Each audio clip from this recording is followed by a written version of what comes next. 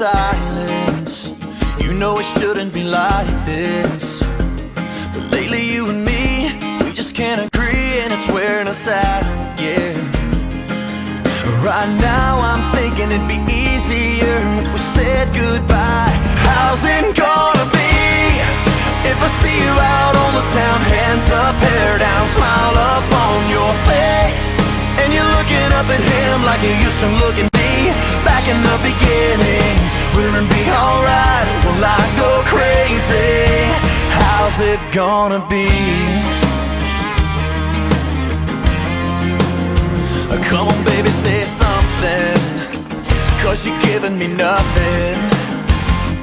You don't wanna talk, I don't wanna walk, tell me where is this going?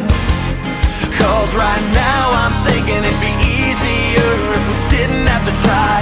How's it gonna be if I see you out on the town, hands up, hair down, smile up on your face, and you're looking up at him like you used to look at me back in the beginning? Will it be alright? Will I go crazy? How's it gonna be? Yeah. How's it gonna be? Tell me, tell me.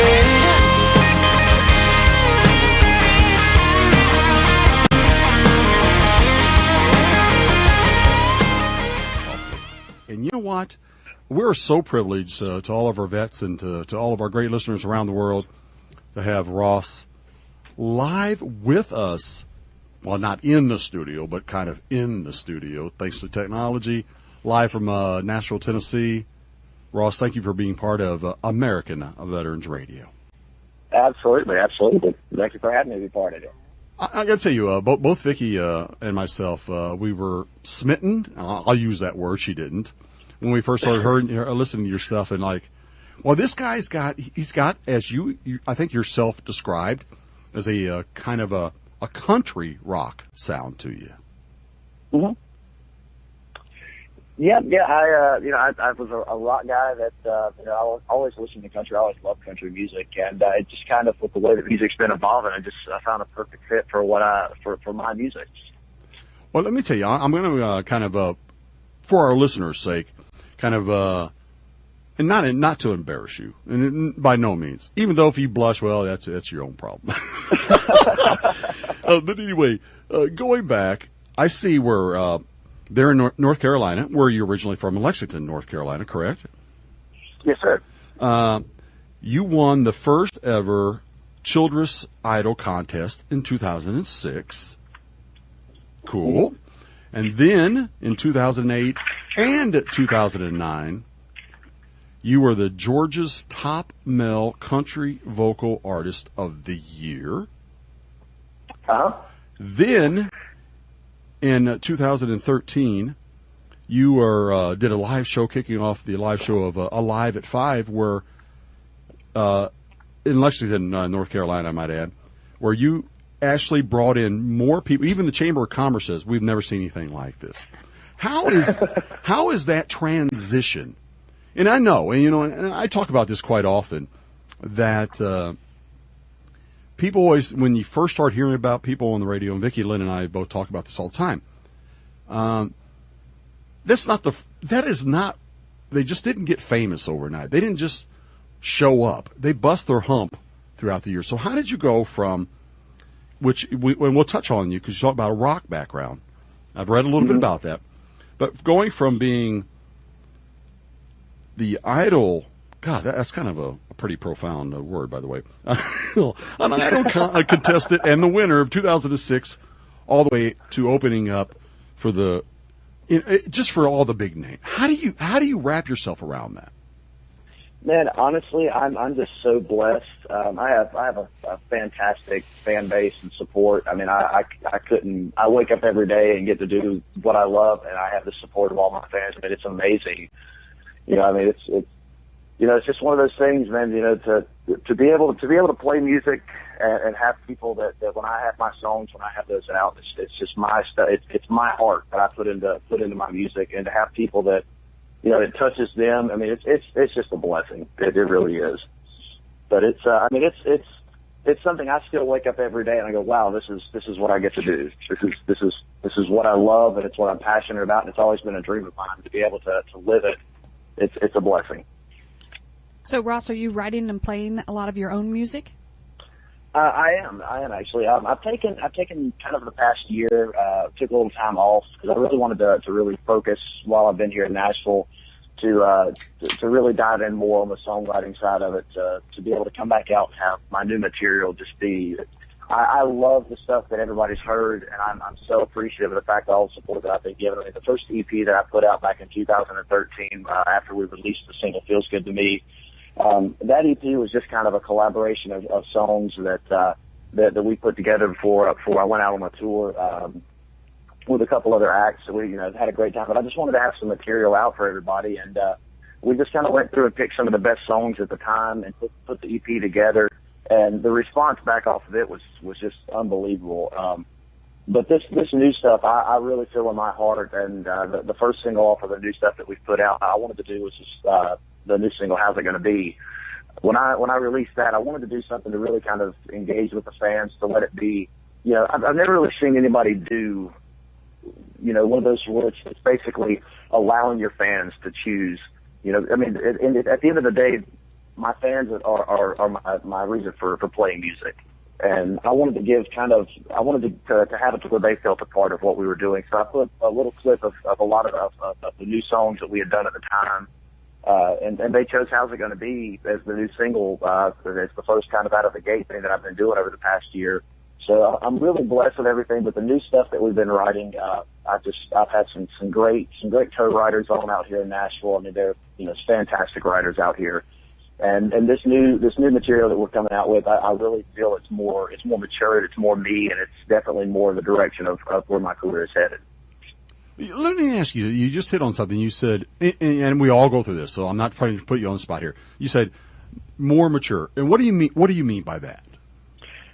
Well, as everybody does when we're getting older, we come into our own a little more as the time progresses. And really, I mean, I love all the stuff that I've written in the past, but I really think as maturing as an artist, maturing as a writer, maturing as a person as a whole, these new songs are definitely more, they're more speaking from my heart of who I really am.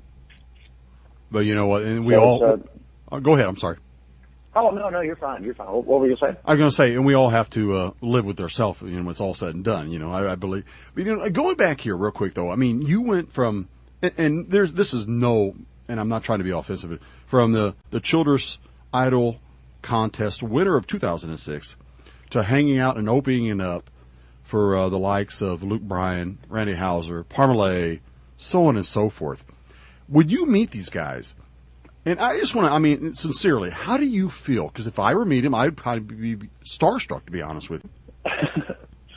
Well, it's one of those where in the beginning it was like, you get the feeling, you're like, wow, these are the guys that I look up to. These are the artists that, I've listened to go, on the radio. Garth Brooks has always been one of my he's actually the reason why I wanted to become a musician.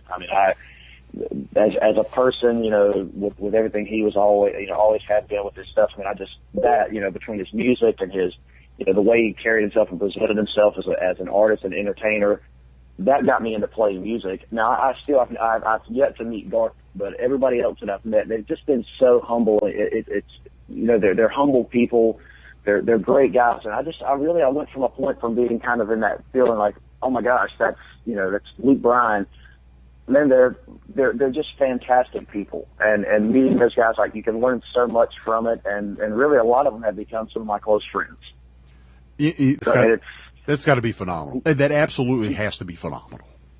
It's a great thing, That's what I'm saying. Just the whole side of when I wake up every day and I go, wow, I'm allowed to do what I love to do, and I'm surrounded by great folks that do the same thing and have the support. A lot of their fans are my fans, and vice versa, and back and forth. And it's a great feeling. It really is, and I have my fans to thank for that.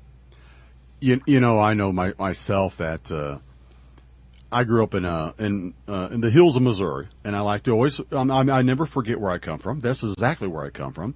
We had absolutely nothing, but you know what? I never knew we didn't have anything until I got older and looked back on it. So my parents did in my perfect life as a child, which it wasn't perfect, but I never had to think about where's my next meal, because my parents never made that. So when you say you're down to earth, they're down to earth, I don't forget where I come from either. And you know what? I've always had a love for the fact that I just like good, honest, down to earth people. Absolutely. And so if you're getting you Luke Bryan or your Eric Church or your Brantley Gilbert, and they don't forget, because you mentioned this, you said you know where you come from, and I'm sure they know exactly where they come from. We all start somewhere, right? Absolutely. And Absolutely. So, and as long as we don't forget where we come from, what is that Charlie Daniels song, watch where you're going, but remember where you've been, right? That's the way I see it. I'm a simple man. That line in itself is profound. 100%. Yes. I mean, I live here in Nashville, but I still every day. I mean, I think about everybody back home, and I haven't got to go back to North Carolina for a little while, and I miss everybody. I miss all everybody that I knew growing up. But a lot of they inspire a lot of my songs. I mean, that was my life growing up. So it's a lot of times if I write, I actually just got back from a writer's retreat that I was fortunate enough to go to write for Josh Grayson for his new album that he's going to be coming out with. And a lot of the songs, a lot of the things that words that go into, whether it's a song for myself or songs for other artists that we write, a lot of the lines and a lot of the meaning behind them comes from what I know and what I grew up, how I grew up. So, I mean, I think that's just what everybody. I mean, music's just one of those that speaks from the heart, and I mean that's the joy of it. But never ever could forget where I came from and how I got to where I am. So, where do you see yourself in 10 years? What is your aspirations? What are your goals as a musician? I have a funny saying that I always tell my manager when we have conversations, and it's one of those to where it's a confidence thing, and it's just I have my aspirations and my goals for the next 10 years. I plan and I pray that things keep going the way they're going for me, because I'm truly, like as I've said many times, I'm very blessed to have the support that I have. 10 years time, I always joke about it and say that I have one place that I want to be, and that's the top of this industry. And that's just one of those to where I don't think God would have given me the ability that He's given me and and this talent to waste. And I plan on putting the pedal to the metal and not looking back on anything. I just busting it as hard as I can to make sure that things go that way. So what do you consider the top of the industry? Is that a judge on The Voice, or is that walking across the stage Entertainer of the Year? Definitely would go with the latter of the two. Just had to throw that out there. Absolutely. Now, don't get me wrong. I wouldn't mind hitting one of those little buttons and turning the chair around. That's one of those things with my career. I love the ability to look at artists that are doing the same thing and in the same place, to where, as we all said, we know where we came from. I know how tough it was starting off with this. How many people kind of looked at it and said, "Wow, you're really going to go for this?" And it's some people, they kind of look at it, but they had kind of man, this guy's really he's gonna try to do this music thing. And truthfully, I had really no clue how all this was going to pan out in the beginning. I believed it in my heart, and I stepped out on a limb and took a leap of faith, and it's been fantastic ever since. But growing up and having those people that were kind of like, "Wow, he's going to do this," looking at it and seeing where I'm at now, I go, "Wow, I've made it this far." And I didn't have exactly a plan to get here. It's happened. And I continue to look at it and say, well, if I've come this far and I still have my sights set there as I did in the beginning, that's not far out of reach either. No, but definitely walking across the stage and being able to have a chance, even if it's one of those to where it's like, if it wasn't winning the award, to have the ability to be in the same room with all the people being in a list that was nominated for something like that. I mean, that's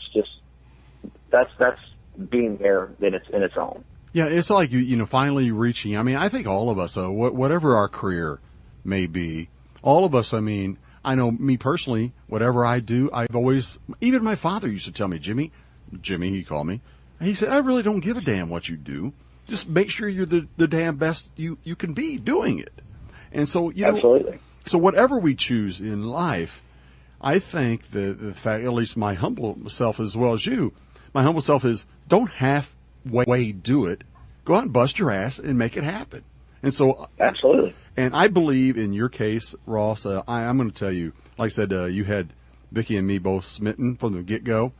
And I know you are going to walk across the stage one day on the CMA Awards, and you're going to be the artist of the year. I have no doubt you will.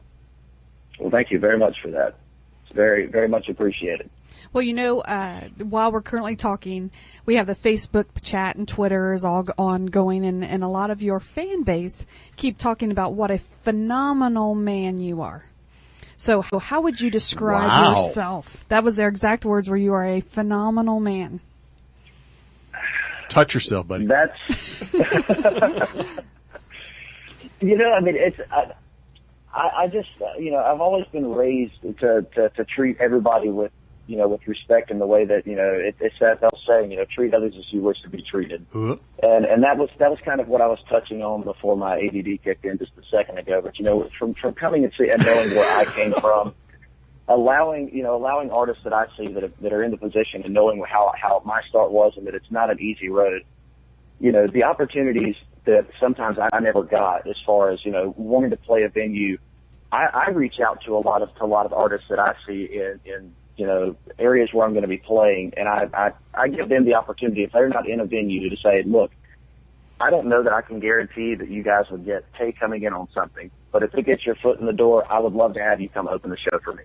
And when I see people that are as driven as I have been, and that they want it as bad as, and I can see it in their eyes, and I see it with what they do, I love having the ability of giving people opportunities that I may not have ever gotten. And that's something, that's just the type of person I am. I mean, I would literally give somebody the shirt off my back, to help somebody out if I knew that they didn't have one. And that's just the type of person that my family, I have a fantastic family that has supported me. I went to college for a couple of years, and it got to a point to where I just went in and I sat down with my family. I said, hey, I have one chance to make this happen. And, it's one of those where you're twiddling your thumbs because mom and dad had spent a lot of money for college, and I had already dropped my classes and said, hey, I'm going for this, not knowing how it was going to go. And, I've been truly blessed because my entire family, from my mom and dad to my aunt and uncle to my grandparents, everybody, I mean, they've just been so supportive of everything. But, when I know that not everybody has the family that has the ability, or that gets that type of support from people. And that's how I like to be. I just like to reach out to make everybody, if I can put a smile on somebody's face during the day and know that I've made their day, that's what it's all about. And that's with my music or me as a person. So knowing how difficult it is, I mean, we hear great, phenomenal artists day in and day out, and they go to Nashville and want to be that 1 in a million star. What would you tell someone if they came up to you right now and said, Ross, I want to be a star. What can I do to do that? It's tough because it's never the same for anybody trying to do this. It's always something that I was told a long time ago. Yeah, that if it was easy and if it was the same for everybody to get into it, then they would have a college course on it and roll into it. But I've been one of those to where I say, if it's what somebody wants to do, don't settle, put the pedal to the metal, and just as myself, never look back. Just keep driving for it.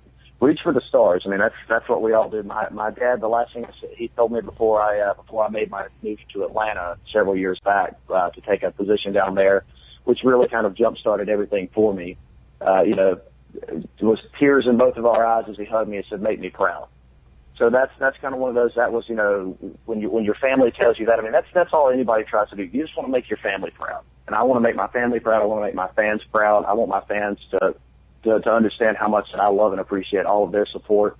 And I might not get to answer back everybody if they send me a message or question, not because I don't mean to or don't have, don't want to. I just sometimes either don't get a chance to right away. But, if somebody speaks to me, I do everything I can to make sure that I speak right back. But 100%, if somebody came to me and said, hey, I want to do this, you have my support 100%. Because I know exactly how it was when I started off, and those people that would go, man, he's really going to do it? Yep, I sure am. You're damn right those you people are. have that same feeling, then, Godspeed, best of luck with it, and I'm behind you 100%. Can you tell us about some new things that you have coming out? Well, we've been working on some of these new songs that we've got, and I'm getting ready to get my show back on the road, which the year off it's been great, but I'm aching to be back out with all my fans. I mean, it's nice to take a break every now and then, but I kind of, the year snuck past very fast on me. But the new stuff that we're coming out with and everything, I mean, I'm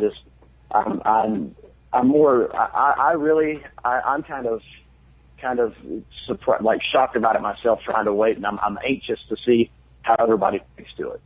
So really, I mean, just once we get out, we'll see how everything goes. But I really feel strong about this new stuff that we've got going on, and I really think it's going to be a whole other side of me that people haven't seen. Not that I'm not a goofball and have a good time, and that my music's not going to still portray that. I mean, welcome to our world, man. To have fun. Welcome to our world. Let me ask you something real quick, and this is being me selfish, okay? You're not selfish. If we are down in Nashville in June, would you come out and have a drink with us or have dinner with us? Hey, absolutely. You just let me know. Well, all right, cool. See, now I'm being selfish, so Vicky Lynn looked at me like, really, you just asked him that question? But yes, I did. Yes. And that's perfectly fine. We'll have ourselves a good time. Absolutely, I know we will. Well, maybe he doesn't drink. I didn't say he had to have alcohol. He could have a drink of his choice, right? So I'm a Miller Lite kind of guy. So I'm a fan of the black bottle Jack Daniels. I don't know if you've heard of that. But yeah, I was too. It was about 28. So that does take a hold of you when you get a little older. So yes, absolutely. I did announce prior to you coming on a couple tour dates that you had coming up in North Carolina. Yep, those are kind of the first things back to kind of get everything back up and rolling with the new band and everything that I'm working with, and just really, I'm really excited to see how it goes. It's kind of the test runs on everything to kind of breaking the ice and just getting it all back up and rolling. So once we do those and get everything kind of dialed in, then we're going to start getting a lot more things lined up and really kind of spreading everything out. I've done a lot of touring over the East Coast for the past probably 6-7 years, and I'm really trying to do everything I can now that I'm based here in Nashville, Tennessee, to start spreading more west. Well, Indiana's north, so. Well, I can handle that. Well, I'd say East Coast, that kind of goes from, we were Ohio, Pennsylvania, all the way up towards that way. We never did hit New York. They tried to book me in New York, and I would love to get up in that area. But they tried to book us in New York, and I think it was late January, early February. I said, how about trying to route that one to summertime? Because I see all these temperatures, and I just, full power to those people. But we played in Virginia, and somebody comes up and said, well, man, our gas lines were froze on our car this morning. And I said, how does that even happen? I'm not used to those cold temperatures, and I'm a water baby. So if it's wintertime, hit me down south in Florida and things like that, where it's still about 90 degrees. I'll catch up there in the summertime. Do you surf? I love surfing. Absolutely love surfing. Well, we're in the mid-America, so yeah, the closest thing we have is the Miss Water Reservoir. We call it tubing. Behind a boat. Well, now we have a lot of things to see. I live right by the lake here in Nashville, and so this summer I plan to make some trips out. I got my feet in the water the other day, but it was still pretty chilly. But the whole wake surfing that's going on now. My friends have a lot of buddies have some wakeboarding boats, and the wake surfing thing kind of allows me to do that a little more inland, which is kind of still allows me to do the surfing side of it. But that's kind of where we're at right now. So I'm really looking forward to the warm weather, getting around and spending some time on the water. Yeah. We had another fan question come in. So, we did talk about the CMA Fest that's coming up in June. And Yes. I do believe Jim had asked, about us coming down there. But are you playing anywhere? I'm not playing CMA Fest this year. I played it, either last year or the year before. So time's been flying so fast. It's not even funny with everything going on.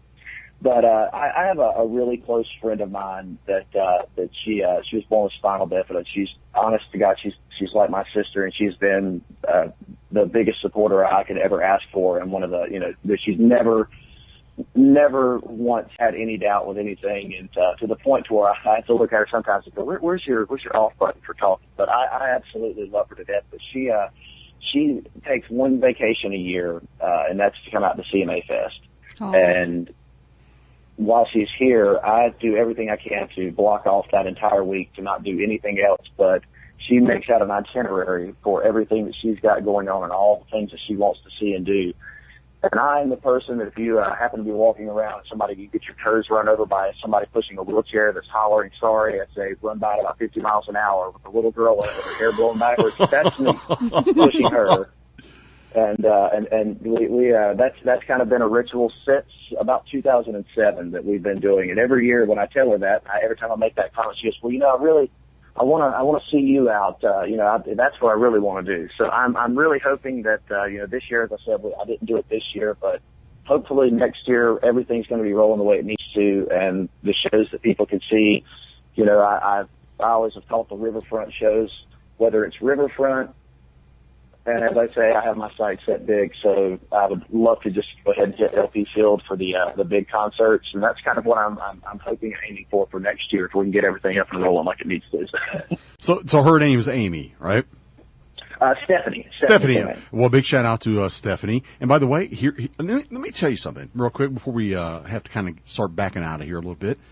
Is if she will allow me to hold the wheelchair. Vicki is a nurse by trade, by the way. Okay. You can get up there and sing, and she will be perfectly fine watching you perform. Well, I'll see if we can't figure something out and try to make something happen. Man, I'll tell you, Ross, like I said, we appreciate you so much, and thank you for being here, not only for our troops and first responders around the world, but for great listeners who support American Veterans Radio. We started off just a little over shy of 6 years, and we've exponentially grown so much because we are just truly what we are, just what you and I and Vicki were discussing. We're just down-to-earth people trying to do the right thing for the right reasons, and you're doing that. It sounds like you're kicking ass doing it. So I'm telling you, I can't wait to meet you, and we can talk and communicate a little bit offline, but thank you for being part of American Veterans Radio and letting all of our great listeners hang out with you. Thank you so much for having me. It's been a true honor. Thank you. I'm very very happy to be a part of your show, and especially reaching out to all the troops. All right, now troops and veterans, and we none of us would be able to do what we're able to do without them. I agree. So how can people buy your music, get a hold of your music? Right now, the music that's available is it's on iTunes. If you don't have iTunes, it is pretty much on whatever the Amazon or Google, whatever that site is. It's up for you got iPhone users and Droid users, and I don't really know what the store is called now. It's called Google Play. Yes, Google Play. It's available on there. It is available on Spotify as well. And as far as for the show dates and everything, as far as to catch something live, once everything gets put up, they can go to the website, which is just rosscoppley.com, Coppley. A lot of people always put one P and they can't catch it. But between there, link up with me on Twitter, Facebook, Instagram, any of those. I mean, I run all those, and we try to post as much stuff as we can out to keep everybody informed on what's going on. Ross, God bless you, and once again, you keep on busting your butt. You keep on making a difference, and I hope Vicki Lynn and me are sitting at the CMA one day when you get Entertainer of the Year. Excuse me. Yes. Thank you. Thank you all so much. I greatly do appreciate it. It really means a lot.